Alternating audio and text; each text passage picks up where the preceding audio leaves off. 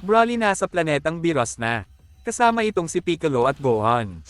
Hello guys, Ugok Anime PH nga pala, ngayon nga ay pag-uusapan na natin ang Chapter 33 ng Dragon Ball Hawkeye, pero bago nga ang lahat ay mag-like na nga kayo sa ating video para lagi kayong maging updated sa mga ganitong klase ng content. Sana nga guys ay mapaabot natin ito ng at least 1,000 likes, maraming salamat guys. Natapos nga ang last chapter sa scene kung saan ay ating makikita na na-recover nga nila 18 at clearan ang android na sina 13, 14 at 15 mula dito sa Red Ribbon Army. Dahil nga magaling nga itong si Bulma sa advanced technology ay dito nga dinala nila clearan ang mga androids na ito.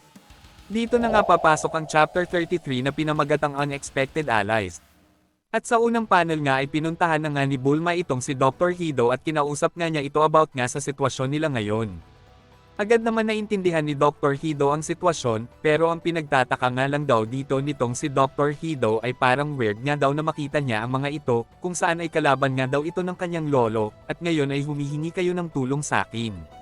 Sagot nga dito si Bulma at sinabi nito na masamang tao nga daw itong si Dr. Gero kaya kailangan nga daw itong mapigilan. At dagdag pang sabi dito ni Bulma na sa mga oras na ito ay masasayang nga daw itong si Hido kung ito nga daw ay magiging kalaban lang, matalino nga daw kasi ito.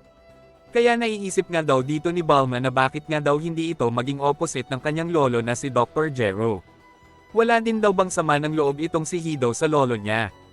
Dito nga ay sumagot nga itong si Dr. Hido na sa totoo nga lang daw ay wala naman daw talaga siyang pakialam sa mga nangyari sa lolo niya, siya nga daw ay bata pa ng mga oras na yon at hindi nga din daw niya kilala ang lolo niya. Dahil nga sa mga sinabi ni Dr. Hido ay gumaan nga ang puso dito ni Bulma. Dagdag pang ang sabi dito ni Dr. Hido na gusto lang naman daw niya na bayaran siya ng maayos at magkaroon ng freedom sa paggawa ng mga projects niya. Agad nga ditong nag-offer si Bulma ng 2 billion sa bawat android na magagawa nito, at magagamit nga din nito ang lahat ng resources na meron ng Capsule Corporation. Dahil dito ay talagang sumaya nga dito si Dr. Hido.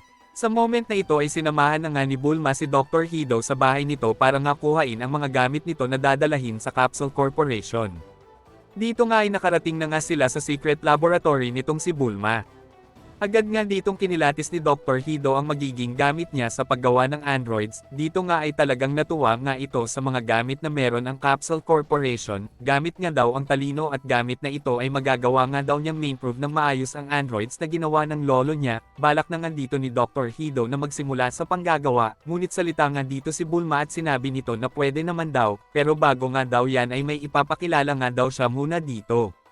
Dito nga ay ipinakita na nga itong misteryosong tao na talagang nagpagulat dito kay Dr. Hido. Sa kabilang banda naman ay napunta ang scene dito sa planeta nitong si Biros, kung saan ay nag-aaway nga dito si Majin Buu at Biros dahil nga inubos nitong si Majin Buu ang lahat ng pagkain sa planeta nitong si Biros. Salita nga dito si Biros at sinabi nito na kumuha na nga lang daw ito ng sarili nitong pagkain. Dagdag pang sabi nito na nakakainis nga daw itong si Pican, akala nga daw niya ay kukuhain agad nito ang dalawang mortal na ito, pero ba't ang tagal, hindi na nga daw niya kayang i-take ang pasakit na ginagawa ng dalawa na ito sa kanya. Sa moment na ito ay humingi nga si Biros ng favor dito kay Majin Buu, bagay nga daw ginawa nito ang favor niya ay bibigyan nga daw niya ito ng pagkain na gusto nito, agad nga itong sinang-ayunan nitong si Majin Buu.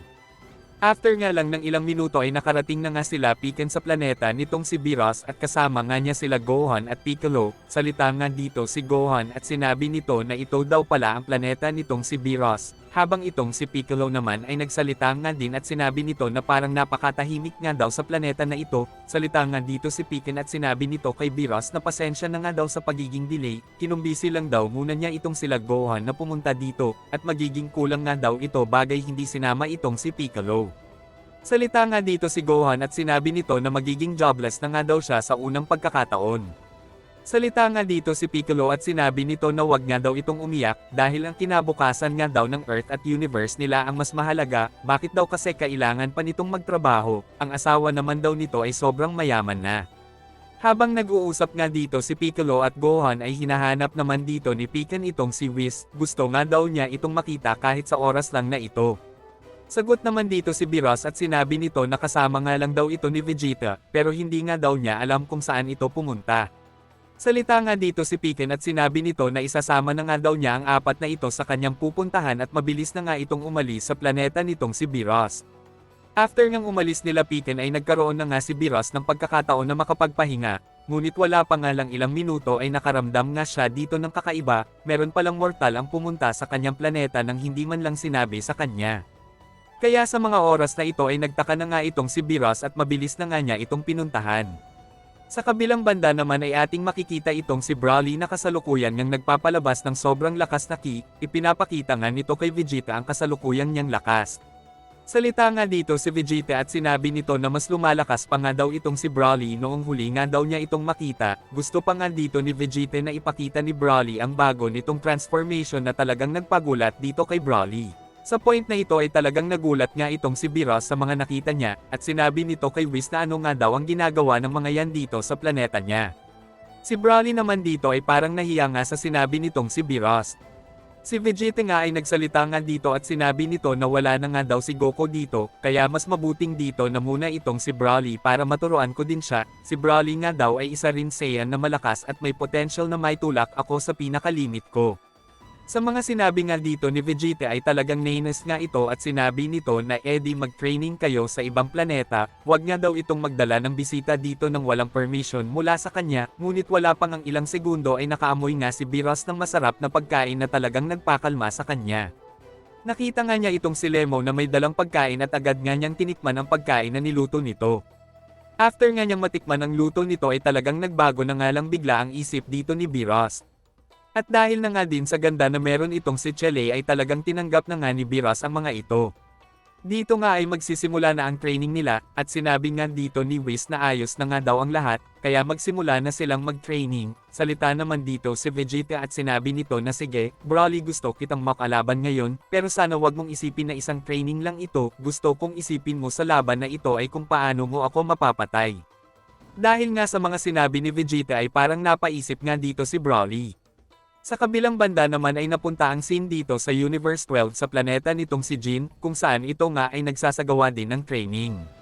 Salita nga dito ang Angel dito at sinabi nito na tapos na nga daw si Jin sa lahat ng mga gagawin nito, dahil wala na nga daw planeta pa ang pwede nitong masira sa universe nila. Ngayon nga ay naka 100% focus na nga ito sa kanyang meditation at patuloy na gumagawa ng advanced training sa kanyang destruction energy para mas lalo pa siyang lumakas.